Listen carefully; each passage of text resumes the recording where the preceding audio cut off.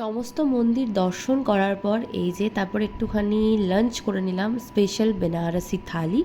তো খাওয়া দাওয়ার পরে এই যে বেরিয়ে পড়েছিলাম, ভাবছিলাম একটু বেনারসের অলিগলি এক্সপ্লোর করা যাক। তো অলিগলি দিয়ে ঘুরতে ঘুরতে সুন্দরভাবে এদিক ওদিক করে চলে গেছিলাম আমরা অন্য একটা রাস্তা দিয়ে মণিকর্ণিকা ঘাটে।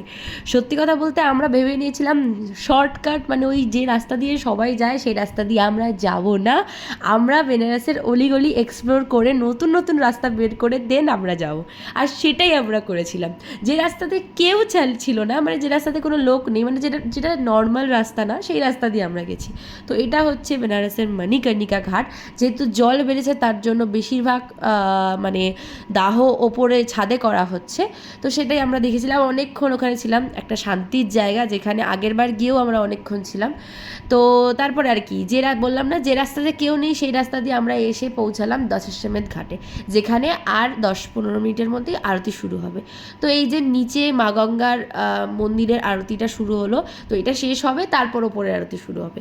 তো ওই যে বললাম, যেহেতু গঙ্গায় জল বেড়েছিল, কিছুদিন আগে বন্যা হয়ে গেছিলো, সেহেতু এখন অবধি নিচে দশাশ্বমেধ ঘাটে আরতিটা শুরু হয়নি, তো ছাদে হচ্ছিল। তাও সেটার মধ্যে অদ্ভুত একটা মানে পিস ছিল, একটা শান্তি ছিল। যারা দশাশ্বমেধ ঘাটের আরতি দেখেছো তারা সবাই জানো যে কতটা শান্তি পাওয়া যায়।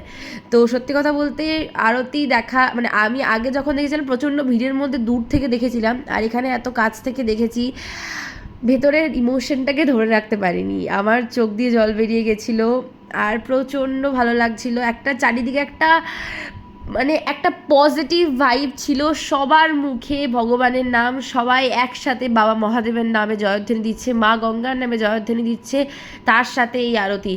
আর পাশাপাশি দুটো ঘাটে আরতি হচ্ছিল তখন, এই ঘাটেও হচ্ছিল, তার পাশে আরেকটা ঘাটে দশাশ্বমেধ ঘাটেরই আরেকটা, যেহেতু বন্যা হয়ে গেছে একটুখানি আলাদা হয়ে গেছে, তো ওই ঘাটেও আরতি হচ্ছিল। ওই ঘাটে আমরা পরের দিন দেখেছি, তো সেকেন্ড ডেতে।